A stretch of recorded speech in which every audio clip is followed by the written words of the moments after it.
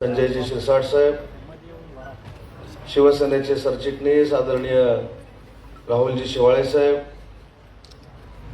खासदार आदरणीय संदीपानजी भुमरे साहेब, शिवसेनेचे जिल्हा प्रमुख आणि उपमहापौर राजेंद्रजी जंजाळ, संपर्क प्रमुख विलासजी पारकर, प्रतिभाताई जगताप, हर्षदाताई शिरसाट, विश्वनाथ राजपूत, व्यासपीठावर उपस्थित असलेले सर्व शिवसेनेचे पदाधिकारी, शिवसेना महिला आघाडी युवा सेनेचे सर्व पदाधिकारी आणि या तिन्ही मतदारसंघातनं या बैठकीसाठी उपस्थित असलेले सर्व पदाधिकारी, बंधू आणि भगिनींनो,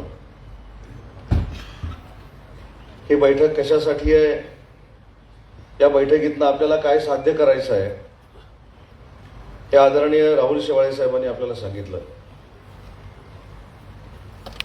पण हे सांगत असताना राहुल शेवाळे साहेबांनी एक खंत देखील व्यक्त केली. या तिन्ही मतदारसंघामध्ये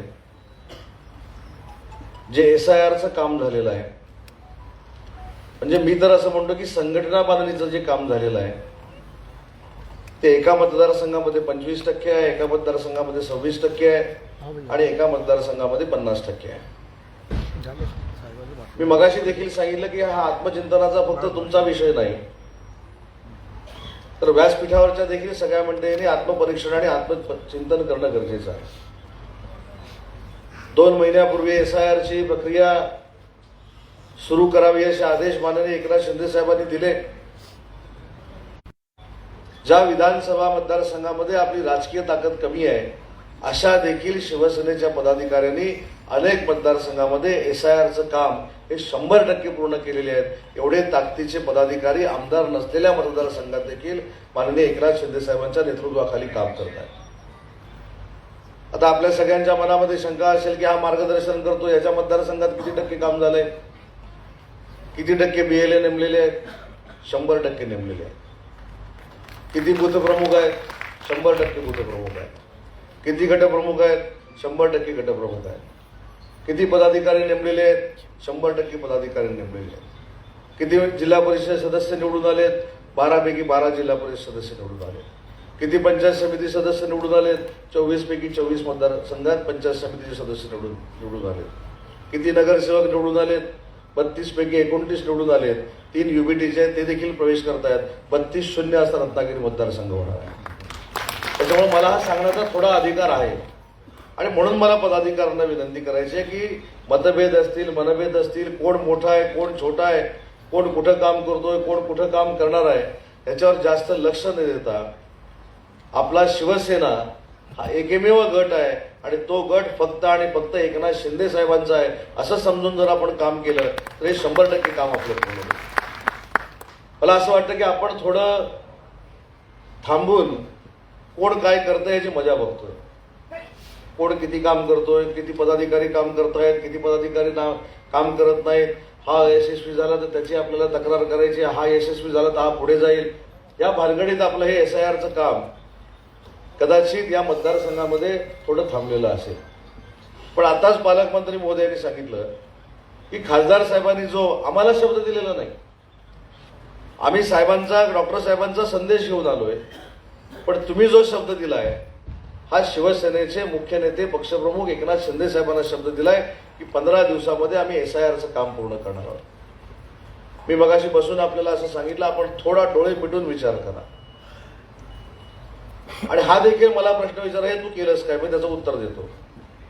एक लोकसभा मतदारसंघ आहे, उदाहरणार्थ भुमरे साहेबांच्या आपला मामांचा मतदारसंघ आहे. या मतदारसंघामध्ये 1400 ते 1500 बूथ येतात. या प्रत्येक बूथवर जर ताकदीचा आपण SIR म्हणजे BLA 2 नेमला, तोच आपला बूथ प्रमुख असतो. तसाच महिलांचा नेमला, तसाच युवकांचा नेमला आणि त्याची सगळी जर गोळाबेरीज केली तर मामा त्याची बेरीज 16,500 होते. म्हणजे 16,500 पदाधिकारी हे शिवसेनेचे एका लोकसभा मतदारसंघामध्ये आपण निर्माण करू शकतो. पण आपण सगळ्यांनी हे मनावर घेतलं पाहिजे आणि मनावर घेतलं तर नुसतं मनावर घेऊन होणार नाही. आपण असं सगळे अभिमानानं सांगतो की माननीय एकनाथ शिंदे साहेब 24-24 तास काम करतात. 24 तासापैकी कधी कधी 20 तास काम करतात. हा सांगण्याचा मतदार्थ काय असतो की जेवढे तास ते काम करतात तेवढे तास तुम्ही काम करू नका, पण त्याच्यात 10% म्हणजे 2 तास जरी दिवसाला पक्षाला आपण दिले तर SIR पुढच्या 4 दिवसामध्ये पूर्ण होईल. फक्त आपली मानसिकता असली पाहिजे आणि यासाठी आपण सगळ्यांनी पेटून उठलं पाहिजे. छत्रपती संभाजीनगर शहराची जातीय समीकरणं काय आहेत हे आपल्या सगळ्यांना माहिती आहे, परंतु मला त्याच्या पुढे जाऊन आपल्याला सांगायचं आहे की माझ्या मतदारसंघामध्ये 32 नगरसेवकांपैकी 5 नगरसेवक हे मुस्लिम धर्माचे निवडून आलेले आहेत आणि शिवसेनेच्या धनुष्यबाणावर निवडून आलेले आहेत. आपण त्यांच्यामध्ये देखील विश्वास निर्माण केला पाहिजे की तुम्हाला जर चांगली विकासाची कामं पाहिजे असतील तर तो आमचा फक्त आणि फक्त धनुष्यबाण करू शकतो, बाकी कोणी करू शकत नाही. हा विश्वास आम्ही त्या मोहल्ल्यामध्ये निर्माण केला. म्हणून माझ्याकडे 5च्या 5 नगरसेवक हे मुस्लिम समाजाचे हे शिवसेनेच्या धनुष्यबाणावर निवडून आले आणि म्हणून सुरुवातीला सांगितलं की जातीय समीकरणामध्ये मला जायचं नाही, पण पक्षाचं काम आपण सगळ्यांनी मिळून प्रामाणिकपणानं केलं पाहिजे. आता पक्षाचं काम प्रामाणिकपणानं करायचं तर पक्ष तुम्हाला काय देणार आहे. आताच मला राहुलजींनी आठवण केली की आपल्या महाराष्ट्रामध्ये आपल्याला कल्पना नसेल की तुमचं 25% जरी काम झालं असलं, तुमचं 26% जरी काम झालं असलं, तुमचं 50% जरी काम झालं असलं तर तुमच्या ह्या आकड्यावर गोळाबेरीज करून 1,10,000 BLA शिवसेनेच्या अख्ख्या महाराष्ट्रामध्ये तुमचे जरी कमी असले तरी तयार झालेले आहेत. हे आपल्याला 1.5 लाखापर्यंत न्यायचे आहे आणि साहेबांनी सांगितलंय की या सगळ्या 1.5 लाख BLA मी स्वतः भेटणार आहे. महाराष्ट्रातला सगळ्यात मोठा BLAचा कार्यक्रम, सभेचा कार्यक्रम आपल्याला एकनाथ शिंदे साहेबांच्या नेतृत्वाखाली मुंबईमध्ये करायचा आहे. मग BLA नुसतंच आपल्याला राबवायचं आहे का, तर 100% नाही. जगातला शिवसेना हा पहिला पक्ष असणार आहे की साहेबांच्या नेतृत्वाखाली जो BLA देखील काम करतोय त्याला देखील काहीतरी देण्याची भूमिका, म्हणजे पैसे नाही. आता परत कोणतरी अर्थ लावते 1.5 लाख लोकांना बहुतेक आता पैसेच मिळणार आहे, परंतु तुमच्या कार्याचा सन्मान करणारं काहीतरी माननीय एकनाथ शिंदे साहेब 1.5 लाख BLA देणार आहेत. हे जाणीवपूर्वक मला या ठिकाणी नमूद करायचं आहे. असा कुठचाही पक्ष नाही जो तुमची काळजी घेणार आहे, असा कुठचाही पक्ष नाही की जो तुमच्या कुटुंबाची काळजी घेणार आहे. आणि असं कुटुंबाचं काळजी घेणारं बक्षीस माननीय एकनाथ शिंदे साहेब 1.5 लाख BLA देणार आहे. त्याच्यामुळे हा आपला पक्ष, हा पक्ष जरी असला तरी आपण एकनाथ शिंदे साहेबांच्या नेतृत्वाखाली एक कुटुंब म्हणून वावरतो. कुटुंबामध्ये हेवेदावे असतात, मी समजू शकतो. कुटुंबामध्ये मतभेद असतात, हे देखील समजू शकतो. पण आपल्या मतभेदामुळे कुटुंब दुभंगणार नाही याची देखील जबाबदारी व्यासपीठावरच्या सगळ्या मंडळींनी आणि समोरच्या कार्यकर्त्यांनी देखील घेणं गरजेचं आहे. मी काही उदाहरणं महाराष्ट्रातली एवढ्यासाठीच राहुल शेवाळे साहेब मी देणार आहे. रत्नागिरी जिल्ह्यामध्ये जिल्हा परिषदेची निवडणूक झाली. किती सदस्य निवडून आले, काय आले, हा बाजूला आपण भाग ठेवू. पण असं एक चित्र निर्माण केलं गेलं होतं की माझ्या जिल्ह्यामध्ये स्वतः राज्यमंत्री योगेश कदम असल्यामुळे आमच्या दोघांमध्ये काहीतरी आता धुसफूस होणार आहे आणि जिल्हा परिषदेचा अध्यक्ष कोण करणार, कोण होणार याच्यावरनं वाद निर्माण होईल. शिरसाट पहिल्याच बैठकीमध्ये मी योगेश कदमला सांगितलं की मी राज्याचा कॅबिनेट मंत्री आहे, माझ्या मतदारसंघामध्ये जिल्हा परिषदेचा अध्यक्ष नको, परंतु तुम्ही राज्यमंत्री म्हणून काम करताय. रामदासबाईंनी शिवसेना नेता म्हणून अनेक वर्ष काम केलेलं आहे. पहिली जिल्हा परिषद अध्यक्षाची टर्म ही तुम्ही तुमच्या मतदारसंघामध्ये घ्या आणि आम्ही त्यांचा जिल्हा परिषदेचा अध्यक्ष केला. आज आम्ही गुण्यागोविंदानं शिवसेनेची संघटना वाढवतोय. एवढं कौटुंबिक वातावरण शिवसेना पक्षामध्ये असलं पाहिजे. आमच्याकडे जर 2/3 मेजॉरिटी शिवसेनेची असल्यामुळं अनेकांना असं वाटतं की सभापतीच्या निवडीच्या वेळी काहीतरी गडबड होईल, नगराध्यक्ष निवडीच्या वेळी काहीतरी गडबड होईल. पण आपण सगळ्यांनी जर समंजसपणाने घेतलं आणि सगळ्यांनीच फक्त स्वतःचा गट नाही तर शिवसेना हा एकमेव गट आहे असं जर वागलं तर मला असं वाटतं की कुठेही शिवसेनेला अडचण येणार नाही. एवढी भरभक्कम ताकद बाकीच्या पक्षांपेक्षा जास्त ही शिवसेनेमध्ये आहे आणि त्याचा आपल्या सगळ्यांना अभिमान असला पाहिजे. अनेक गोष्टी जरी आम्ही संभाजीनगरमध्ये येत नसलो तरी आमच्या कानावर येतात. कशा पद्धतीनं कामकाज चाललेलं आहे, कशा पद्धतीनं जिल्हा परिषदेची निवडणूक झाली, कशा पद्धतीनं महानगरपालिकेची निवडणूक झाली, त्याच्यामध्ये काय काय झालं या विश्लेषणामध्ये मला जायचं नाही. पण आपण सगळ्यांनी एक मान्य केलं पाहिजे की आपण कुठेतरी कमी पडलोय. छत्रपती संभाजीनगर हा शिवसेनेचा बालेकिल्ला असताना आपल्या मधल्या काही गोष्टींमुळे आपण समोरच्यांना संधी दिलेली आहे हे आपण खरोखरच कुठेतरी समजून घेतलं पाहिजे. मी अनेक वेळा छत्रपती संभाजीनगरमध्ये येतो. आपल्याला आठवत असेल की 4.5 वर्षापूर्वी 4 वर्षापूर्वी मी छत्रपती संभाजीनगरला ज्यावेळी पहिल्यांदा आलो होतो उद्योग मंत्री म्हणून, ते आपण द्यावा. राज्याचे मुख्यमंत्री एकनाथ शिंदे साहेब होते. पहिल्यांदा त्यावेळी आम्ही दावोसला गेलो आणि त्या दावोसमधनं पहिल्यांदा 50,000 कोटी रुपयाची गुंतवणूक जर कुठं आली असेल तर ती आपल्या छत्रपती संभाजीनगरमध्ये आली. हा देखील इतिहास तुम्हाला बघता येणार नाही. पण याचा फायदा आपण किती करून घेतला, या फायद्यातनं आपण संघटना किती वाढवली, या सगळ्या उपाययोजनेमधनं आपण किती जिल्हा परिषद सदस्यांपर्यंत पोहोचलो, किती महानगरपालिकेच्या नगरसेवकांपर्यंत पोहोचलो, हा देखील विचार आपण सगळ्यांनी केला पाहिजे. असंच एकदा ऑरिक सिटीमध्ये गेलो होतो. ऑरिक सिटीमध्ये गेल्यानंतर थोडं उंचावर गेल्यानंतर समोर एक मला हायवे दिसला आणि मी माझ्या अधिकाऱ्यांना विचारलं, हा हायवे कुठचा आहे? तर ते मला म्हणाले समृद्धी महामार्ग आहे. म्हटलं समृद्धी महामार्ग इथनं जर 1 किलोमीटरवर आहे तर मध्ये आपण रस्ता का केला नाही? तर त्यांनी सांगितलं की 5 वर्ष पूर्वीच्या पालकमंत्र्यांना म्हणजेच पूर्वीच्या उद्योग मंत्र्यांना सांगून सांगून थकलो. बरोबर ना भुमरे साहेब? परंतु हा रस्ता झाला नाही.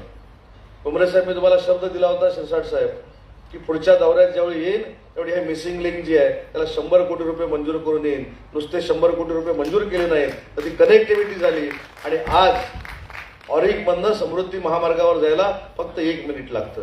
आणि 4 वर्षापूर्वी किती किलोमीटर फिरून जायला लागायचं? 35 किलोमीटर फिरून जायला लागायचं.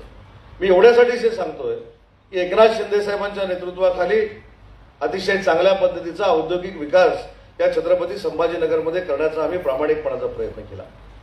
2013ला मी पहिल्यांदा या महाराष्ट्र राज्याचा राज्यमंत्री झालो. ते नगरविकास खातं माझ्याकडे होतं आणि नगरविकास राज्यमंत्री असताना या छत्रपती संभाजीनगरला आल्यानंतर माझ्या एक लक्षात आलं की आपली जी नळपाणी योजना आहे छत्रपती संभाजीनगरची त्याला 349 कोटी रुपये मंजूर करायचे. 2013चे किती? 349 कोटी. आणि 2024ला ती किती झाली? 2700 कोटी. पण जरी 2700 कोटी झाली तर या छत्रपती संभाजीनगरला पाणी पाहिजे हा विचार शिवसेनेच्या भाजपच्या आमदारांनी जेव्हा एकनाथ शिंदे साहेबांकडे मांडला त्यावेळी दुसऱ्या दिवशी त्या नळपाणी योजनेला मंजुरी देण्यामध्ये एकनाथ शिंदे साहेब यशस्वी झाले. हे देखील या शहरातल्या पदाधिकाऱ्यांनी समजून घेतलं पाहिजे आणि हा प्रचार लोकांपर्यंत पोहोचवला पाहिजे. आणि म्हणून शिवसेनेनं नक्की काय केलं, महायुतीनं नक्की काय केलं, या सगळ्या गोष्टी जोपर्यंत आपण लोकांपर्यंत पोहोचवत नाही, आपल्यामध्येच ठेवतो, तोपर्यंत जी गतवैभव असलेली आपली शिवसेना संघटना आहे तिला गतवैभव परत आपण प्राप्त करून देऊ शकणार नाही. मला महिला आघाडीच्या देखील माझ्या महिला भगिनींना एक विनंती करायची आहे.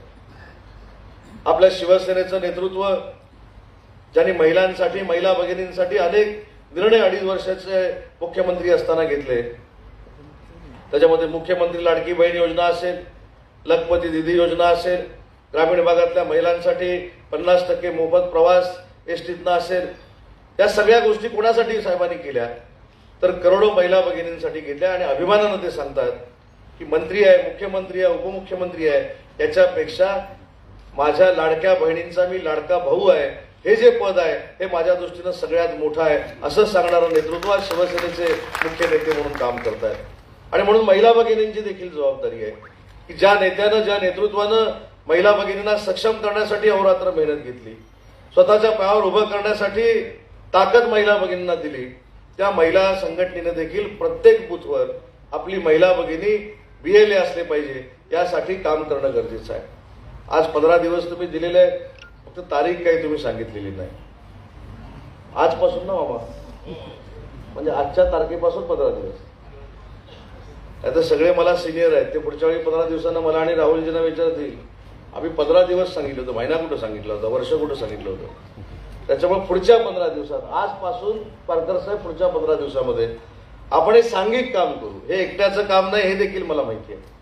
आज आम्ही फार मोठ्या फुशारक्या मारतो, आमच्याकडे संघटना फार ताकदीनं आम्ही उभी केली, पण हे काही एकट्यानं आम्ही केलं नाही. आमच्याकडे सांघिक नेतृत्व आम्ही विकसित केली ग्रामीण भागातली, शहरातली, आणि त्याच्यानंतर ते आमचे मतदारसंघ सांभाळतात, ते आमचे BLA करतात, ते आमचे तिथले जिल्हा परिषद सदस्य निवडून आणतात. फक्त श्रेय आम्हाला मिळतं.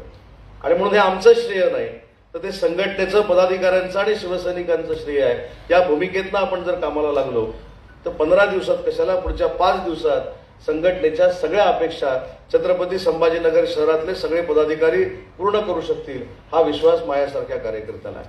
आणि म्हणून सगळ्यांनी एक दिलानं एक संघपणानं, मगाशी राजेंद्र जंजाळ काहीतरी म्हणाले की बंद खोलीत चर्चा करूया. मला असं वाटतं की छत्रपती संभाजीनगरची बंद खोलीतली चर्चा जोपर्यंत काही थांबत नाही तोपर्यंत संघटना काय वाढायची नाही. बघा, या वाक्याला टाळ्या भरपूर पडलेल्या आहेत. त्याच्यामुळे बंद खोलीत कोणाबरोबर बसायचं तर साहेबांबरोबर बसायचं, आमच्याबरोबर बसायची देखील गरज नाही. आपण खुल्या दिल्यानं जे काय कोणाचं चुकत असेल ते संघटनेसाठी चुकलं असं समजून जर संघटनेच्या साठी अहोरात्र राजेंद्रजी आपण मेहनत केली तर कुठचीही संघटना आपल्याला रोखू शकत नाही. एवढी ताकद एकनाथ शिंदे साहेबांच्या नेतृत्वाखाली आहे. एवढी जाणीव जर आपल्याला झाली तर 15 दिवसात कशाला, पुढच्या 15 मिनिटात सगळे एकत्र बसून तुम्ही SIRचे सगळे करू शकता. पण मानसिकता असली पाहिजे. आणि हे बंद खोलीची प्रथा पारकर साहेब आता आपण बंदच करून टाकू. जे काय बोलायचं सगळे पत्रकारांना समोर ठेवून आता कसं आपण बोलतोय तसं बोलू. म्हणजे 4 भिंतीच्या आत काय घडलं, शिरसाट साहेब काय बोलले, उदय सामंत काय बोलला, राहुल शेवाळे काय बोलले, हे सांगायचीच वेळ येणार नाही. जे काय आम्ही बोललो ते तुमच्या समोर बोललो. त्याच्यामुळे एनटी चेंबर असावा पण तो संघटनेच्या कामासाठी असू नये. संघटना ही आपलं कुटुंब आहे असं समजून जर आपण कामाला लागलो तर आपण सगळेजण मोठे होऊ शकतो. कारण प्रत्येकालाच काय आमदार होता येणार नाही. काही जिल्हा परिषद सदस्य होतील, काही पंचायत समितीचे सदस्य होतील, काही नगरपालिकेचे नगरसेवक होतील, काही महानगरपालिकेचे नगरसेवक होतील. आणि अशा पद्धतीनं हा जो डोलारा संघटनेचा उभा राहील त्यासाठी आपण मेहनत केली पाहिजे. आणि आपल्या सगळ्यांना अभिमान असला पाहिजे. खरं तर आमच्या पूर्वी उठावामध्ये संजय शिरसाट साहेब, तुम्ही आणि भुमरे साहेब होता, त्याच्याबद्दल अजिबात आम्हाला दुमत नाही. उलट दोघांबद्दल आम्हाला आदर आहे. आम्ही शेवटच्या क्रमांकाचे खेळाडू आहोत ते देखील आम्हाला माहिती आहे. परंतु हे सगळं करत असताना 4 वर्षापूर्वी माननीय एकनाथ शिंदे साहेबांनी उठाव केला आणि देशाचा एकमेव नेता एकनाथ शिंदे साहेब एवढ्या ताकदीचा नेता आहे. या महाराष्ट्रामध्ये प्रत्येक निवडणुकीला आपण 2 नंबरला राहिलो. नगराध्यक्षाच्या निवडणुका झाल्या, आपले 72 नगराध्यक्ष झाले. जिल्हा परिषदेच्या निवडणुका झाल्या, आपले 2 नंबरचे जिल्हा परिषद सदस्य झाले, 2 नंबरचे पंचायत समितीचे सदस्य झाले. महानगरपालिकेच्या निवडणुका झाल्या, 500 पेक्षा जास्त महानगरपालिकेचे नगरसेवक अख्ख्या महाराष्ट्रामध्ये आपले निवडून आले. मग एवढा जर चेहरा आपल्याला मतं मिळवून देणार आहे तर आपण सगळ्यांनी एकच समजून घेतलं पाहिजे की माझ्या चेहऱ्यामुळे मला मतं पडत नाहीत, शिवसेनेच्या चेहऱ्यामुळं आणि माननीय एकनाथ शिंदे साहेबांच्या चेहऱ्यामुळं मला मतं पडतात. ही जाणीव जर कार्यकर्त्यांमध्ये निर्माण झाली तर 4 भिंतीच्या आत बोलण्याची गरजच उद्भवणार नाही. आणि म्हणून माझी आपल्याला विनंती आहे की आम्ही आलोय तुमचे प्रतिनिधी म्हणून आलोय. आम्ही काय तुमच्यावर बॉसिंग करायला, तुमच्यावर जबरदस्ती करायला आलो नाही. पण आम्ही जे काय ऐकलं ते पदाधिकारी मात्र संभ्रमावस्थेत आहे. आम्ही 4 जणांचंच ऐकलं, पण ही 4 जणांच्या पदाधिकाऱ्यांची संभ्रमावस्था अशी काय आहे ही पारकर साहेब आपण दूर केली पाहिजे. आणि ते दूर करायला जेवढं मला आणि शेवाळे साहेबांना योगदान या जिल्ह्यासाठी देता येईल आम्ही 100% देऊ हा शब्द या बैठकीच्या निमित्तानं देतो. 15 दिवसात सगळ्या गोष्टी पूर्ण होतील ही अपेक्षा व्यक्त करतो आणि थांबतो. जय हिंद, जय महाराष्ट्र.